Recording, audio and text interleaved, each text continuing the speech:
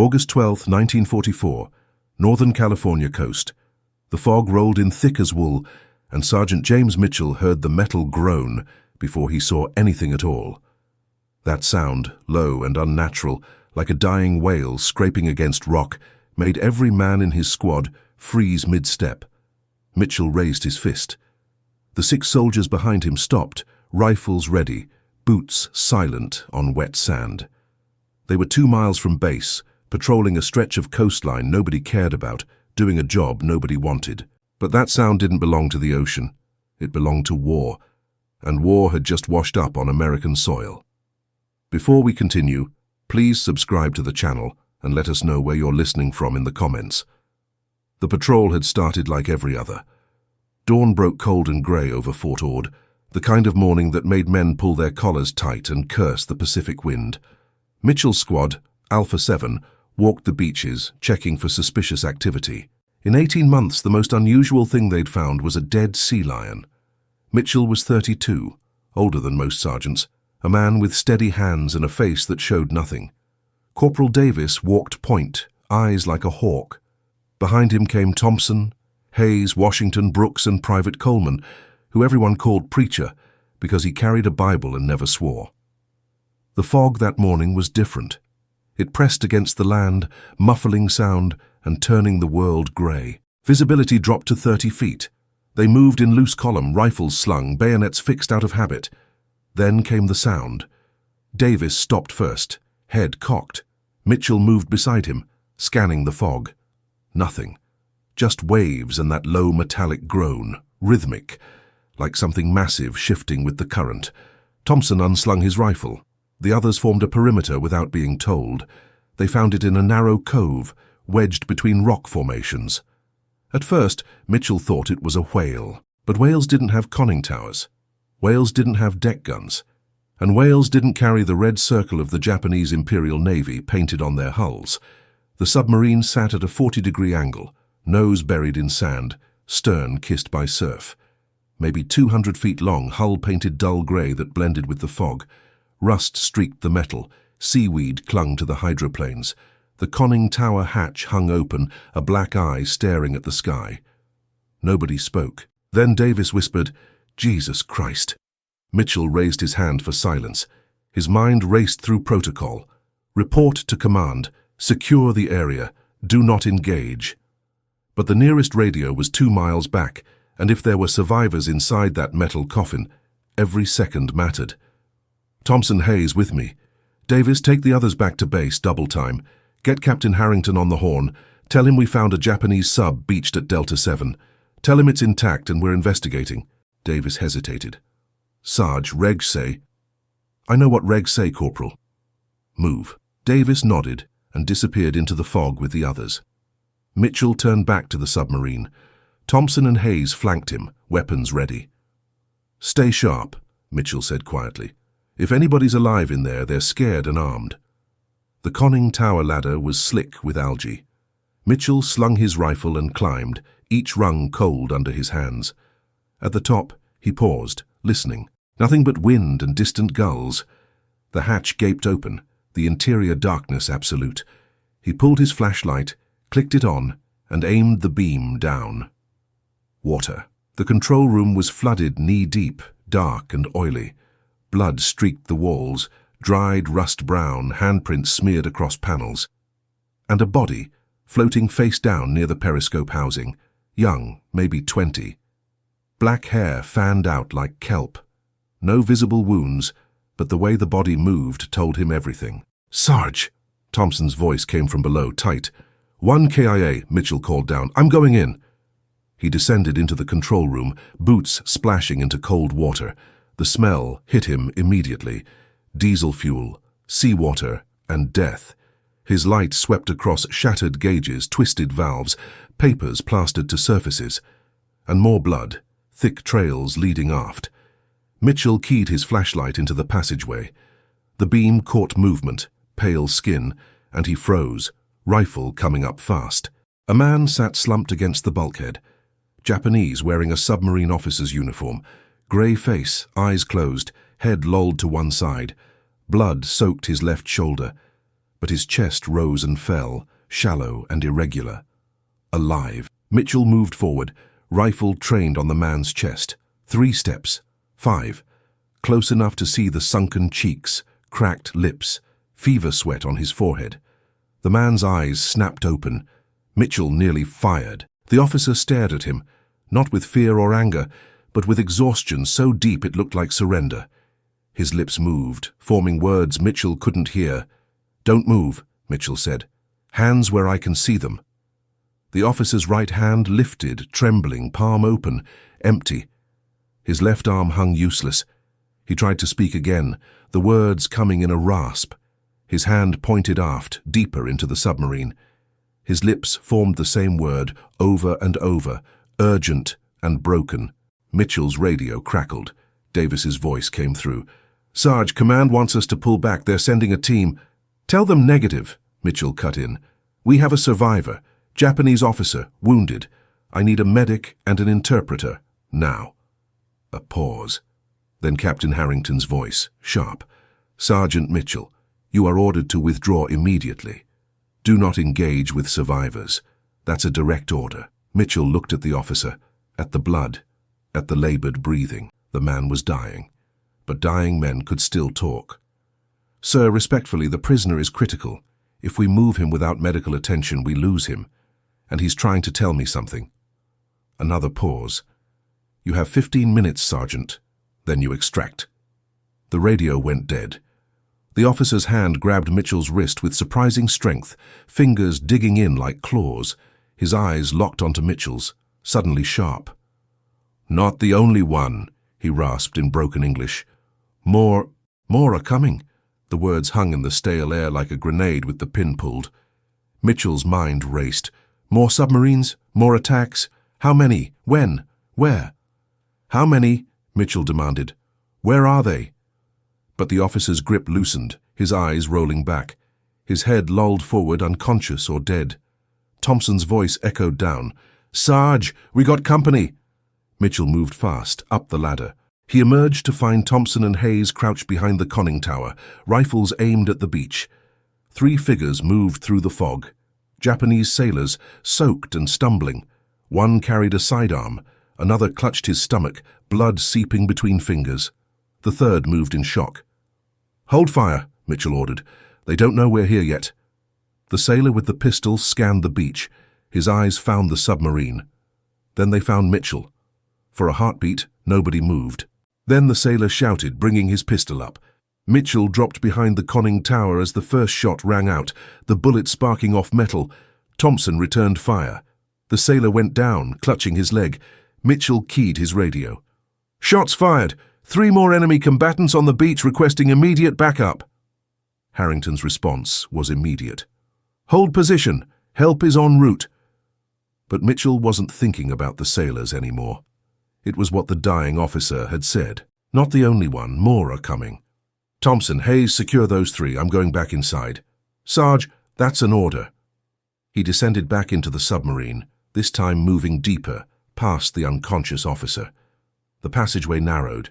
His flashlight beam picked out bunks, scattered personal effects, photographs, letters, a pair of glasses, lenses shattered. He reached the aft compartment. A steel table held scattered maps and documents. Some were soaked beyond recognition, but others, protected by an overturned case, remained dry. Mitchell spread them out. He couldn't read Japanese, but he could read maps. And these maps showed the California coast in precise detail, marked with coordinates and what looked like planned routes. Los Angeles Harbor, San Francisco Bay, naval bases, civilian ports. Then he saw the steel case, locked, marked with red seals and Japanese characters. The kind of case that held something important. The kind men died protecting. Mitchell grabbed it, tested the weight. Heavy, maybe 30 pounds. He slung his rifle, hefted the case, and started back toward the control room. Behind him, deep in the submarine, something creaked and groaned. The whole thing was unstable. He climbed the ladder faster than he'd ever climbed anything, bursting out into the fog just as Davis and the backup team came running down the beach. Medics followed, and behind them, Captain Harrington himself, flanked by MPs. Mitchell dropped from the conning tower, clutching the steel case. Harrington's eyes locked onto it immediately. "What is that, Sergeant?" "Intelligence, sir. From the officers' quarters. And, sir, we need to talk about what that prisoner told me." Harrington's expression shifted. He spoke. "In English, sir. He said this isn't the only submarine. He said more are coming." The captain's face went pale. Around them, the fog pressed closer. Out there beyond sight, the Pacific stretched for thousands of miles. And somewhere in that vastness, if the dying officer was telling the truth, more submarines were moving toward American shores. Mitchell looked at the case in his hands, at the captured sailors being dragged away by MPs. This morning had started as a routine patrol. Now it felt like the opening move of something much larger, and they were standing at ground zero. The ride back to Fort Ord took 20 minutes, but it felt like hours. Mitchell sat in the back of the transport truck, the steel case wedged between his boots, 3 captured sailors, bound and blindfolded in the corner opposite him. Thompson and Hayes rode with rifles across their laps, eyes never leaving the prisoners. The Japanese officer had been loaded into the medical truck ahead of them, still unconscious, his chances of survival somewhere between slim and none. Captain Harrington had stayed at the beach to coordinate the recovery team. Before Mitchell left, the captain had pulled him aside, voice low and urgent. "Whatever's in that case, Sergeant, it better be worth violating a direct order." Mitchell had simply nodded. Worth was a word that would be defined in the next few hours. The base came into view through the morning haze, a sprawl of wooden barracks and administration buildings surrounded by chain-link fence. Guards waved them through the gate. The truck rolled to a stop outside the headquarters building, a 2-story structure that looked like it had been thrown together in a weekend. Probably had been. Mitchell grabbed the case and jumped down. His boots hit gravel, and immediately 2 MPs flanked him. "Captain wants you in interrogation room 2, Sergeant. Bring the case." The interrogation room was small, windowless, and smelled like stale cigarette smoke. A single bulb hung from the ceiling, casting harsh shadows across a metal table and 3 folding chairs. Mitchell set the case on the table with a heavy thunk. One of the MPs produced a crowbar. "Wait," Mitchell said. "Get me someone who reads Japanese first. If we force this open and damage what's inside, we might lose critical intelligence." The MP hesitated, then nodded and disappeared. Mitchell stood alone with the case, studying it in the harsh light. The red seals looked official, stamped with characters he couldn't decipher. The lock was heavy, military grade. Whatever was inside, someone had gone to great lengths to protect it. The door opened. A thin man in navy uniform entered, glasses perched on his nose, carrying a leather satchel. He looked more like a librarian than a sailor. "Lieutenant Wilson, Intelligence. You found this on the submarine?" "Officers' quarters, sir. Sealed and locked." Wilson examined the case, running his fingers over the seals, muttering to himself. "Imperial Navy designation. High-priority communications container. These are usually reserved for operational orders and encrypted intelligence." He looked up at Mitchell. "Where's the officer who had this?" "In surgery, sir. Critical condition." "Then we open it." Wilson nodded to the MP with the crowbar. The lock resisted, then gave way with a metallic snap. Wilson lifted the lid carefully as if expecting a trap. Inside, wrapped in oilcloth, were stacks of documents, photographs, and what looked like code books. Wilson spread them across the table, his hands moving quickly, sorting and categorizing. Mitchell watched as the lieutenant's expression changed from concentration to concern to something close to fear. "What is it, sir?" Wilson didn't answer immediately. He was reading a document, his lips moving silently, one hand pushing his glasses up his nose. When he finally looked up, his face had gone pale. "Sergeant, how soon can you have your squad ready to move?" "Ready now, sir." "Why?" "Because, according to this, the submarine you found wasn't alone. It was part of a reconnaissance group. 3 vessels total, all tasked with mapping defensive positions along the Northern California coast." He tapped a map spread across the table. "The other 2 submarines are still out there." Mitchell felt his stomach drop. "Reconnaissance for what?" Wilson picked up another document, this one covered in dense handwriting. "A larger operation. Details are vague, but the timeline is clear. They were supposed to report back within 72 hours. That deadline passed 3 days ago. He looked at Mitchell. When submarines miss their check-in, standard protocol is to assume they've been compromised. If the other 2 vessels followed procedure, they're already gone, headed back to their base in the Marshall Islands. And if they didn't follow procedure? Wilson's silence was answer enough. The door burst open. Captain Harrington strode in, uniform still damp from the beach, face flushed. Report. Wilson quickly summarized the contents of the case. Harrington listened without interrupting, his jaw tightening with each sentence. When Wilson finished, the captain turned to Mitchell. The injured officer, can he talk? He was barely conscious when I found him, sir. He managed a few words in English, warned us that more submarines were coming, then passed out. English? Harrington's eyebrows raised. He speaks English? Broken, but yes, sir. Then he's educated. Probably an academy graduate, which means he's valuable. Harrington turned to Wilson. Get down to the infirmary. As soon as that man can form words, I want answers. How many vessels, what's their target, and when are they planning to strike? Wilson gathered the documents back into the case and hurried out. Harrington moved to the window, staring out at the base. Mitchell could see the tension in his shoulders, the way his hands clasped behind his back, knuckles white.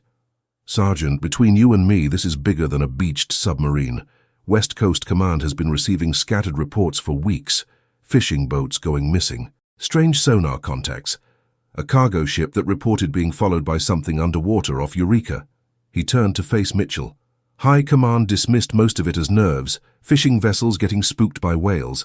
But if these documents are accurate, we've been wrong. The Japanese aren't just making reconnaissance runs, they're planning something.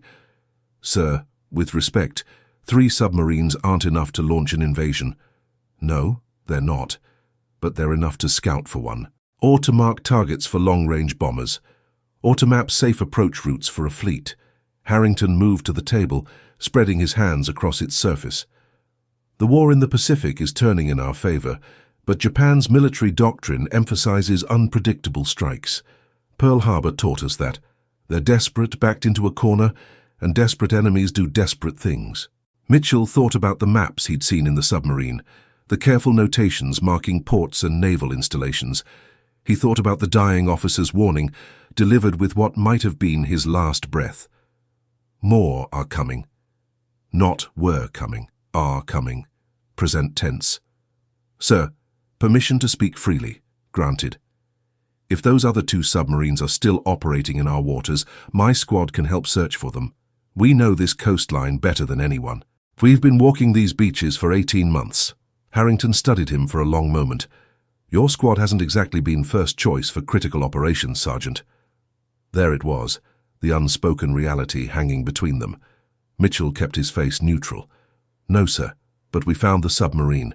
We secured the prisoners, and we brought back intelligence that might save lives. We can do the job. The captain's expression softened slightly. I'll take it under advisement. For now, I need you to write up a detailed report of everything you saw in that submarine. Every document, every piece of equipment, anything unusual. Lieutenant Wilson will be cross-referencing your observations with the captured materials. Yes, sir. Dismissed. Mitchell saluted and turned to leave, but Harrington's voice stopped him at the door. Sergeant, between finding that submarine and disobeying my direct order to withdraw, you took a significant risk today. If that case had been empty, or if those prisoners had killed you, I'd be writing letters to families right now. Understood, sir. But it wasn't empty, and you're not dead. So I'm not going to reprimand you. I'm going to tell you something instead. Harrington's voice dropped lower. In this war, we've learned that intelligence saves more lives than bravery. You brought me intelligence today. Good intelligence. Don't waste it by getting yourself killed playing hero. Mitchell nodded and left. Outside, the base was buzzing with activity. Word had spread fast. Soldiers gathered in clusters, talking in low voices, casting glances toward the headquarters building. Mitchell spotted his squad near the motor pool, cleaning weapons and restocking ammunition. Davis saw him first and jogged over. Sarge, what's the word? The word is, we stay ready. That submarine wasn't alone. Davis's expression darkened. How many more? 2. Maybe more. Command still sorting through the intelligence. Thompson joined them, rifle slung across his back. We going back out? Not yet. Captain wants a full report first. Mitchell looked at his men, saw the tension in their faces, the way their eyes kept darting toward the coast. They knew what he knew. Somewhere out there in the fog and cold water, enemy vessels were moving. Hunting or hiding he couldn't say, but present. Get some chow, clean your weapons and stay close, Mitchell ordered. When we move, it'll be fast. The men dispersed. Mitchell walked toward the infirmary, a long, low building that smelled of antiseptic and blood. Inside, nurses moved between beds occupied by men recovering from training injuries and the occasional accident. At the far end, behind a curtain, Mitchell could hear voices speaking Japanese. He approached quietly. Lieutenant Wilson stood beside a hospital bed, speaking slowly to the Japanese officer, who was awake now, propped up on pillows, his left shoulder wrapped in thick bandages. An interpreter, a young private with a nervous expression, translated between them. The officer's eyes found Mitchell and something flickered across his face. Recognition, maybe. Or resignation. Wilson noticed Mitchell and stepped away from the bed. He's cooperating, but his condition is deteriorating. The doctor gives him maybe 48 hours if the infection doesn't improve. Did he confirm the documents? He confirmed there were 3 submarines in the reconnaissance group. His vessel, the I-32, was the command boat. The other 2 are the I-47 and I-55, all diesel-electric, all equipped for extended patrols. Wilson glanced back at the officer. But there's something else. He keeps mentioning a 4th vessel, not a submarine. Something larger. Mitchell felt ice form in his gut. A ship? He won't elaborate. Either he doesn't know the details or he's holding back, but he's terrified of it, whatever it is. He called it the Black Ship and refused to say more. Behind them, the officer began coughing, a wet, rattling sound that made the nurse rush over. Wilson and Mitchell stepped away, giving him space. Sir, if there's a 4th vessel out there, something big enough to scare a submarine officer, we need to find it before it finds us. Wilson nodded grimly. Command is ordering full coastal patrols, doubling radar watches and putting every available ship on alert. But the Pacific is vast, Sergeant. Finding 3 submarines and a mystery vessel is like finding shadows in a dark room. A runner burst through the infirmary door, breathless and wide-eyed. Sirs, you need to come quick. Radar's picked up something. The radar station sat on a bluff overlooking the ocean, a cramped wooden shack filled with equipment that hummed and clicked through the salt air. Mitchell followed Lieutenant Wilson up the narrow path, Captain Harrington close behind. Inside, 3 radar operators hunched over glowing screens, their faces tense in the green light. The senior operator, a staff sergeant named Coleman, didn't look up when they entered.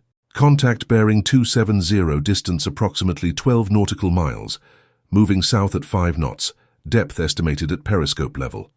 Harrington leaned over the screen. You're certain it's a submarine? Signature matches known diesel-electric profiles, sir. It's submerged, running slow, probably on batteries. Coleman tapped the screen. And there's something else. 20 minutes ago we picked up a second contact. Same bearing, following roughly parallel course, about 3 miles behind the first. Wilson and Harrington exchanged looks. Mitchell understood immediately. The I-47 and I-55, the other 2 submarines from the reconnaissance group. Are they heading for open water? Harrington asked. Negative, sir. Their course brings them closer to shore, not away from it. If they maintain current heading, they'll reach the shallows off Monterey Bay in approximately 6 hours. Harrington straightened.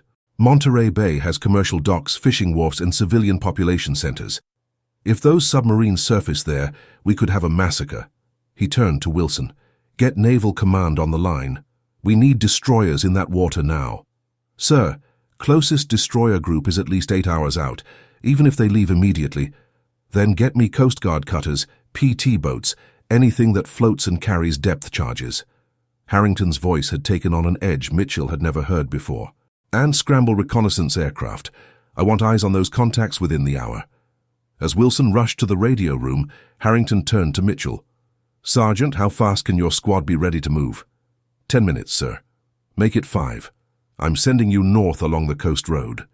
If those submarines surface anywhere between here and Monterey, I want boots on the ground immediately. Your job is to observe and report. Do not engage unless absolutely necessary. Understood. Yes, sir. Mitchell ran back down the bluff, his lungs burning by the time he reached the motor pool. His squad was already there, as if they'd sensed the urgency. Davis had the truck running, engine coughing blue smoke into the morning air. Hayes and Thompson were loading ammunition crates into the back. Washington checked the radio equipment while Brooks and Preacher secured supplies. "Mount up," Mitchell shouted. "We've got 2 submarines heading for the coast. Command wants us running interdiction." The men moved without hesitation, climbing into the truck with practiced efficiency. Mitchell jumped into the passenger seat beside Davis, who had the vehicle rolling before the door fully closed. The coast road was narrow and winding, carved into cliffs that dropped straight to the ocean below. Davis drove fast, too fast, the truck's tires squealing on the tight curves. Mitchell gripped the dashboard, eyes scanning the water. The fog had lifted slightly, revealing white-capped waves and dark swells that could hide anything. They passed through small coastal towns where fishermen were already at work, mending nets and preparing boats. None of them knew that beneath the waves they'd fished for generations, enemy submarines were prowling. 20 minutes into the drive, the radio crackled. Wilson's voice came through, distorted by static. "Alpha 7, be advised. Aerial reconnaissance has visual confirmation on Contact 1. Submarine on surface, approximately 2 miles off Point Lobos. Appears to be stationary. Contact 2 has disappeared from radar, presumed submerged and holding position." Mitchell grabbed the handset. "Alpha 7 copies. ETA to Point Lobos, 15 minutes. Understood. Air support is on station. Navy fighters will maintain observation but are ordered not to engage without authorization from Naval Command." Mitchell hung up the handset and leaned forward. "Davis, get us there fast." The truck surged ahead, engine whining. Point Lobos appeared around a bend, a rocky promontory crowned with cypress trees that bent under constant wind. Davis brought the truck to a stop at a scenic overlook, and the squad piled out, grabbing rifles and binoculars. Mitchell scanned the horizon. At first he saw nothing but ocean and the distant shapes of Navy aircraft circling like vultures. Then the sun broke through a gap in the clouds, and there it was, a dark shape on the water, maybe a mile and a half offshore. The distinctive silhouette of a submarine, conning tower and deck gun clearly visible. "Why isn't it diving?" Thompson muttered beside him. That was the question. Submarines surfaced to run their diesel engines and recharge batteries, but they didn't linger. They ran fast, charged fast, and dove at the first sign of danger. And there were 3 Navy fighters visible in the sky. Any submarine commander with survival instinct would be underwater already. Mitchell raised his binoculars, adjusting focus. Details emerged. Men on the deck, moving slowly, purposefully. The deck gun was manned. And something else. Something that made his blood run cold. They were flying a white flag. "They're surrendering," Hayes said, disbelief in his voice. But that didn't make sense either. Japanese naval doctrine was clear. Surrender was disgrace. Death before dishonor. Mitchell had seen enough intelligence reports to know that Japanese submariners often chose to scuttle their vessels rather than allow capture, unless they had a reason, unless they were buying time. "Davis, get Captain Harrington on the radio. Tell him we have visual confirmation on the submarine. It's flying a white flag, but maintaining surface position. Request instructions." While Davis worked the radio, Mitchell studied the submarine through his binoculars. Something was wrong with the way the men on deck were moving. Too slow, too deliberate, and the submarine itself sat low in the water, lower than it should. Davis called out, "Captain says hold position and observe. Coast Guard cutter is inbound, ETA 30 minutes. He wants us to watch for any activity on shore." Mitchell lowered his binoculars and turned to scan the coastline. The beach below the overlook was narrow, hemmed in by rocks. No good landing site. But further south, around the next headland, was a wider stretch of sand. If someone wanted to come ashore, that's where they'd do it. "Hayes, Thompson, take the truck south to that beach, set up observation. If you see anyone coming out of the water, you radio immediately." The 2 men climbed back into the truck and drove off. Mitchell returned his attention to the submarine. The white flag snapped in the wind. The men on deck hadn't moved. And now that he looked closer, he could see they weren't carrying weapons. They were just standing there, hands visible, waiting. A trap, or genuine surrender. The answer came 10 minutes later when the ocean erupted. 200 yards from the surrendering submarine, the water boiled white. Another conning tower broke the surface, water cascading off its sides. Then another, further out, appearing like a nightmare from the deep. The second and third submarines rising in perfect coordination. "Contact!" Mitchell shouted into the radio. "Two additional submarines surfacing, bearing 285 and 290 from our position." The Navy fighters overhead banked hard, diving toward the new contacts. But they were too late. The submarines were already firing, deck guns swinging to track the aircraft. Tracers arced into the sky, bright lines of death cutting through the morning air. One fighter took hits, smoke pouring from its engine. It spiraled down, the pilot fighting for control, and crashed into the ocean half a mile from shore. The explosion sent up a column of water and burning fuel. Mitchell watched in horror as the trap became clear. The first submarine had been bait, drawing attention, drawing resources. While everyone focused on the white flag, the other two had maneuvered into position. Now all three were on the surface, guns firing, creating a defensive perimeter. But defending what? The radio erupted with overlapping voices, Wilson's calm analysis, Harrington's barked orders, radar operators calling out new contacts, and beneath it all, a new voice, distant and distorted. All stations, this is Lighthouse 6. We have surface contact bearing 310, range 8 miles. Large vessel, possibly a transport or supply ship making for the coast at high speed. The Black Ship. The fourth vessel the dying officer had mentioned. Mitchell felt everything click into place. The reconnaissance mission, the three submarines creating a corridor. And now something bigger, something important enough to risk three submarines protecting its approach. "Alpha 7 to command," Mitchell transmitted. "Request immediate orders. If that vessel makes landfall, what do you want us to do?" Static hissed for several seconds. Then Harrington's voice came through, hard and clear. "Stop it, Sergeant. By any means necessary." Mitchell looked at his remaining 4 men, Davis at the radio, Washington checking his rifle, Brooks and Preacher both watching him, waiting for orders. 5 soldiers with small arms against submarines and a mystery vessel that terrified experienced Japanese naval officers. The odds were impossible, but orders were orders. "Load everything we've got," Mitchell said quietly. "We're heading to that southern beach. If something comes ashore, we're the only thing standing between it and the civilian population inland." They gathered weapons, ammunition, grenades, everything the truck carried. As they worked, Mitchell looked out at the ocean one more time. The submarines were laying down suppressive fire, keeping the remaining Navy fighters at bay. And beyond them, barely visible through the haze, a dark shape grew larger on the horizon. Whatever was on that ship, the Japanese were willing to sacrifice 3 submarines to protect it. That made it valuable, and valuable meant dangerous. The truck roared to life. Davis put it in gear and started driving south toward the beach, toward whatever was coming out of the ocean. Mitchell rode in silence, his rifle across his lap, his mind calculating angles and odds and the 100 ways this could go wrong. Behind them, the sound of anti-aircraft fire echoed across the water. Ahead, the coast road curved toward destiny.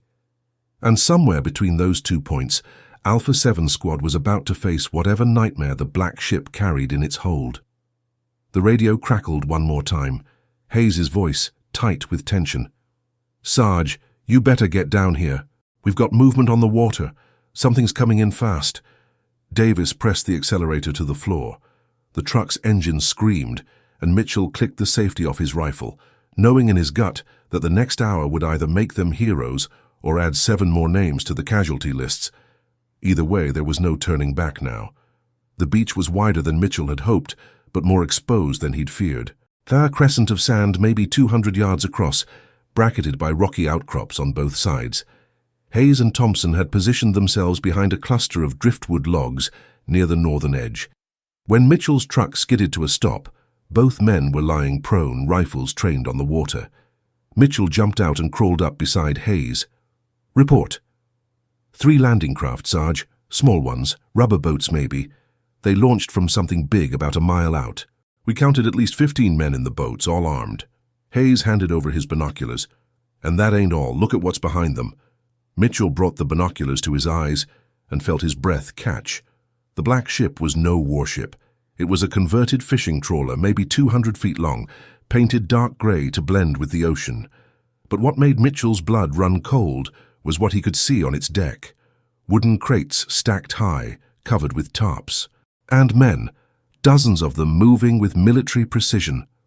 "Supply ship," Mitchell muttered. "They're running supplies to enemy forces already on the mainland." Washington crawled up beside him, breathing hard. "Sarge, if there's already Japanese forces operating inland, we got a bigger problem than 3 submarines." Mitchell lowered the binoculars. The landing craft were closer now, maybe 500 yards from shore. He could make out individual figures, men in dark uniforms hunched low, weapons across their laps. Behind them, the trawler was turning, preparing to run back to open water once its cargo was delivered. "How long until Coast Guard arrives?" Mitchell asked. Davis, manning the radio in the truck, shouted back, "Cutter's still 20 minutes out. Air support is engaged with the submarines and can't break off." 20 minutes. The landing craft would reach shore in 5. Mitchell's mind raced through options. They were 5 men with rifles against at least 15, possibly more if additional boats launched. No heavy weapons, no air support, no backup. Standard doctrine said fall back, observe, and report. But if they fell back, those boats would land unopened. Whatever was in those crates, whoever those men were, they'd disappear into the California countryside. "Positions," Mitchell ordered. "Hayes, Thompson, stay where you are. Davis, bring the truck around to that outcrop, use it for cover. Washington, Brooks with me, we're taking the south end." "Sarge," Preacher's voice was quiet but firm, "we're not equipped for this." "I know." Mitchell met each man's eyes in turn. "Any man who wants to fall back, I won't hold it against you, but I need to know now." Nobody moved. Nobody spoke. Then Davis chambered a round in his rifle with a sharp metallic click. "We're with you, Sarge," Hayes said simply. Mitchell nodded once. "Then let's make every shot count. We don't have to win. We just have to slow them down until help arrives." They moved fast, spreading out along the beach's southern edge.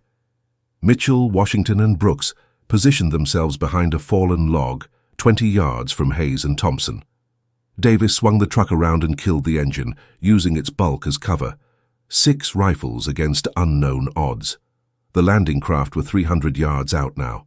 Mitchell could hear the outboard motors, a steady drone that grew louder with each second. He flipped the safety off his M1, feeling the familiar weight settle into his shoulder. "Hold fire until they're in the shallows," he called out. "Aim for the boats first. We puncture those. They're swimming home." The men waited. Mitchell's heart hammered against his ribs. This wasn't like the submarine. This was deliberate combat, an ambush against a superior force. This was the kind of fight that got men killed. 200 yards. The waves carried the boats closer. Mitchell could see faces now, Asian features beneath helmets, weapons he recognized as Arisaka rifles. These weren't sailors playing soldier. These were infantry, trained and equipped for exactly this kind of operation. 100 yards. The lead boat's bow lifted as it rode a swell. Mitchell sighted down his rifle, picking his target. The rubber hull just above the waterline. "Puncture it, flood it, stop it dead." "On my mark," Mitchell said quietly. 3, 2... The radio in the truck erupted with static and shouting. Wilson's voice cut through, frantic and urgent. Alpha 7, abort engagement. The officer is talking. He says the boats aren't carrying infantry, they're carrying..." The transmission dissolved into interference. Mitchell's finger froze on the trigger, his mind racing. Not infantry. Then what? The lead boat hit the shallows. Men jumped out, splashing through knee-deep water, but they weren't charging the beach. They were forming a perimeter, weapons outward, protecting something. The second boat came alongside, and now Mitchell could see what they'd been protecting. Civilians. Women and children huddled in the center of the boat, soaked and terrified. "Hold fire!" Mitchell shouted. "Hold fire!" His men hesitated, fingers on triggers, confusion clear on their faces. The third boat grounded, and more civilians emerged. Japanese civilians, maybe 20 total, being herded onto American soil by armed men. The radio crackled again. Wilson's voice came through clearer. "Sergeant, the officer says they're not invading. They're evacuating. Those civilians are families of intelligence officers who worked with the U.S. before the war. Tokyo discovered them and ordered their execution. The submarines were trying to save them. Mitchell lowered his rifle slowly, his mind struggling to process this reversal. Everything they'd assumed, the reconnaissance mission, the attack plan, all of it was wrong. This wasn't an invasion. It was a rescue operation. A desperate, unauthorized rescue operation that 3 submarine crews had risked their lives to carry out. On the beach, the armed men weren't soldiers. They were sailors from the submarines, using what weapons they had to protect refugees. The civilians were collapsing on the sand, exhausted, some crying with relief at reaching land. One of the Japanese sailors spotted Mitchell's position. He didn't raise his weapon. Instead, he raised both hands slowly, keeping them visible, then pointed back at the civilians. The message was clear. Don't shoot. Please. Mitchell stood up, rifle lowered but ready. His men looked at him, waiting for orders that he didn't know how to give. This wasn't combat. This was something else entirely. Davis, get Captain Harrington on that radio. Tell him what we've got here. While Davis transmitted, Mitchell watched the trawler in the distance. It was already turning away, black smoke pouring from its stack, running for open water and whatever fate awaited it. The submarines would be scuttled or captured. The crews would become prisoners of war. All of it, all the risk, to bring 20 civilians to safety. The radio crackled with Harrington's voice. Sergeant Mitchell, what is your situation? Mitchell looked at the beach, at the children shivering in wet clothes, at the mothers holding them close, at the sailors standing watch with empty eyes. He looked at his own men, weapons still ready, faces showing the same confusion he felt. Sir, we have approximately 20 Japanese civilians on the beach, non-combative, maybe 8 armed sailors providing security. No hostile action. They're asking for asylum. A long pause. Mitchell could almost hear the captain's mind working through the implications, the regulations, the chain of command that would have to process this situation. Secure the area, Sergeant. Treat the sailors as prisoners of war, the civilians as refugees. Coast Guard will handle transport. And Mitchell, no one fires unless fired upon. Is that understood? Yes, sir. Mitchell lowered his rifle completely and stepped out from cover. His men followed, spreading out, but keeping weapons ready. The Japanese sailors watched them approach, hands visible, no threatening moves. One of them, an older man with grey in his hair, stepped forward. He bowed deeply, then spoke in accented English. Thank you for not shooting. We surrender to you. Mitchell nodded. Put your weapons down slowly. Your people will be safe. The sailor translated to his men. One by one, rifles were placed on the sand. The civilians remained huddled together, fear still evident in their eyes. Mitchell couldn't imagine what they'd been through, what they'd left behind, the desperation that had driven submarine crews to risk international incident for this. Hayes approached one of the children, a girl maybe 6 years old, and pulled a chocolate bar from his pocket. He offered it with a gentle smile. The girl looked at her mother, who nodded and took it with trembling hands. The Coast Guard cutter appeared on the horizon, its bow cutting white foam through the waves. Navy fighters circled overhead, no longer firing now that the submarines had stopped resisting. The trap that Mitchell had feared had been something else entirely. Not an invasion, not an attack, just desperate people making desperate choices. As the cutter approached, Mitchell walked to the water's edge and looked out at the ocean. Somewhere out there, the submarines were flooding their ballast tanks, sinking themselves rather than let their vessels be captured. 3 crews choosing death over dishonor, but first they'd chosen to save lives. Thompson joined him. Sarge, I don't understand. Why would they risk all this for civilians? Mitchell thought about the dying officer's warning. More are coming. He'd been trying to warn them, not threaten them, trying to prevent exactly what almost happened on this beach. Because sometimes, even in war, people remember they're human first. The Coast Guard crew came ashore, taking custody of the prisoners and refugees. Medics began treating civilians for hypothermia and exhaustion. The Japanese sailors were placed in handcuffs, but handled with surprising gentleness. Nobody wanted to add violence to what had already been a morning of confusion and near tragedy. Captain Harrington arrived an hour later, accompanied by Navy intelligence officers and State Department officials. Mitchell's squad was ordered to secure the perimeter, while the bureaucrats sorted through the mess. As the sun climbed higher, Warming the beach, Mitchell sat on the driftwood log and wrote his report. Harrington found him there as the last of the civilians were being loaded onto trucks for transport to a processing facility. "Hell of a morning, Sergeant." "Yes, sir. You made the right call. If you'd opened fire, we'd have killed refugees. That would have been a political nightmare on top of everything else." Mitchell didn't respond immediately. He was thinking about his finger on the trigger, about how close he'd come to giving the order, about how war created situations where the right choice and the wrong choice were separated by seconds and incomplete information. "Sir, what's going to happen to them? The civilians?" "They'll be processed, interviewed. If their stories check out, and intelligence believes they will, they'll be placed in protective custody. Probably witness protection after the war. As for the sailors, they're POWs. They'll sit out the rest of the war in a camp somewhere in the Midwest." "And the submarines?" "Two scuttled themselves.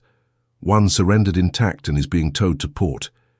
Navy's going to take it apart, learn everything they can." Harrington looked out at the ocean. "But between you and me, this whole operation was unauthorized. Tokyo didn't order it. This was 3 submarine captains going rogue to save people they thought deserved saving. Command doesn't know what to do with that." Mitchell understood. War was supposed to be clear. Enemy and ally, black and white. But this morning had been grey, complicated, human. "Your squad performed well today, Sergeant. You followed orders, adapted to changing circumstances, and prevented a bloodbath. That's going in my report." "Thank you, sir." Harrington started to leave, then stopped. "The wounded officer, the one who warned you, he died an hour ago. Last thing he said was to ask if the families made it." Mitchell closed his eyes briefly. "They made it, sir." Then he died knowing his mission succeeded. Harrington walked away, leaving Mitchell alone with his thoughts. Davis approached, rifle slung. "Truck's loaded, Sarge. We good to head back?" Mitchell stood looking one last time at the beach where everything had changed. The sand bore the marks of boats and boots, but the tide was already coming in, erasing the evidence. By tomorrow, it would look like nothing had happened here. But something had happened. 7 soldiers had been prepared to fight an invasion, and instead had witnessed an act of defiance against war itself. 3 submarine crews had chosen mercy over orders, and 20 civilians had been given a chance at life, because men on both sides remembered their humanity. "Yeah," Mitchell said quietly, "we're good."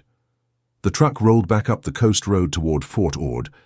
Behind them, the ocean stretched endlessly, keeping its secrets. The war would continue. Men would keep fighting and dying.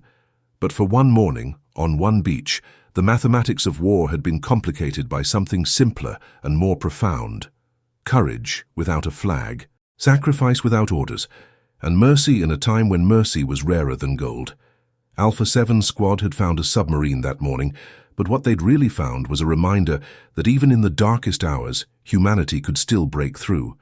And sometimes, that was the most important victory of all.